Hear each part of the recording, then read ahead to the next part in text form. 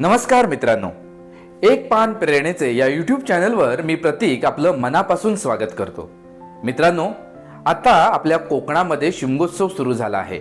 सानेवरती शिमगा भरेल।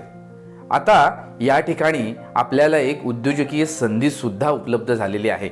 मित्रांनो, आपण बघत असाल तर आपल्या शिमगोत्सवामध्ये अनेक बाहेरचे लोक येतात, त्यांची दुकानं लावतात आणि त्यामधून अर्थार्जन करतात।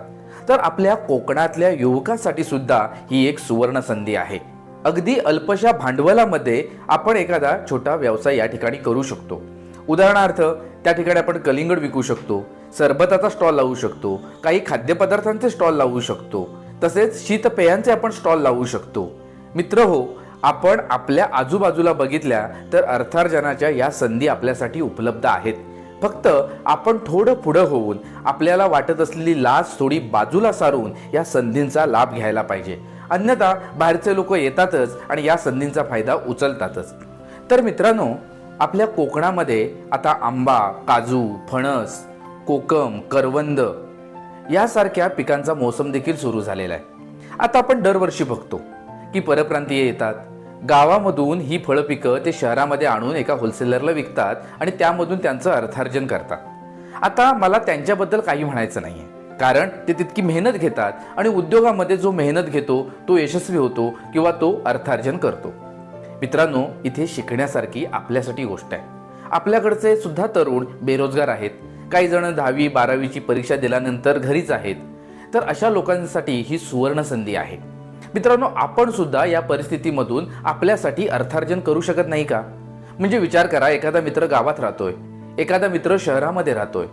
गावात राहणाऱ्या मित्राने समजा त्याच्या जवळचा हा सगळा रानमेवा किंवा म्हणा आंबा, काजू, फणस ह्या सगळ्या गोष्टी जर जमा करून शहरातल्या मित्राकडे पाठवल्या आणि शहरातल्या मित्राने त्या घरोघरी पोचवल्या तर अतिशय चांगला रोजगार याच्यातून निर्माण होऊ शकतो।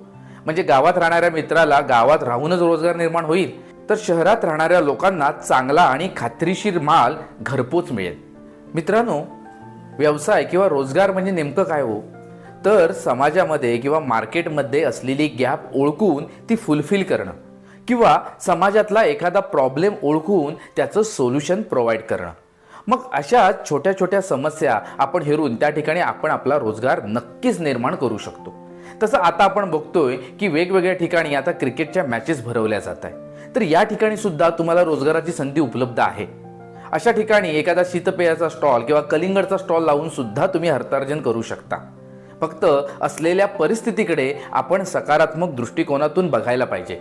तसंच आता आपण वेगवेगळे सोशल मीडियाज वापरतो, व्हॉट्सॲप वापरतो, इंस्टाग्राम वापरतो, फेसबुक वापरतो। यामधून आपल्याकडे असलेल्या मालाची जर आपण यथोचित जाहिरात केली तर त्यातून आपण चांगला पैसा देणारा कस्टमर नक्कीच आपल्यापर्यंत जोडू शकू आणि आपल्या प्रयत्नांमध्ये प्रामाणिकपणा असेल ना तर ग्राहक आपल्याशी नक्की जोडले जाऊ शकतात। उगाचच बाहेरून येणाऱ्या लोकांविषयी बोंबाबोंब करण्यापेक्षा आपल्या अर्थार्जनाचा मार्ग कुठे आहे हे आपण शोधलं पाहिजे आणि हे आपण डोळसपणे पाहिलं तर आपल्यातले कित्येक तरुण हे एक चांगले उद्योजक म्हणून पुढे येऊ शकतात। तर मित्रांनो, तुमच्याकडे पण काही अशी भन्नाट आयडिया आहे का? किंवा तुम्ही सुद्धा असं काही नवीन जॉईंट व्हेंचरमध्ये चालू केलंय का?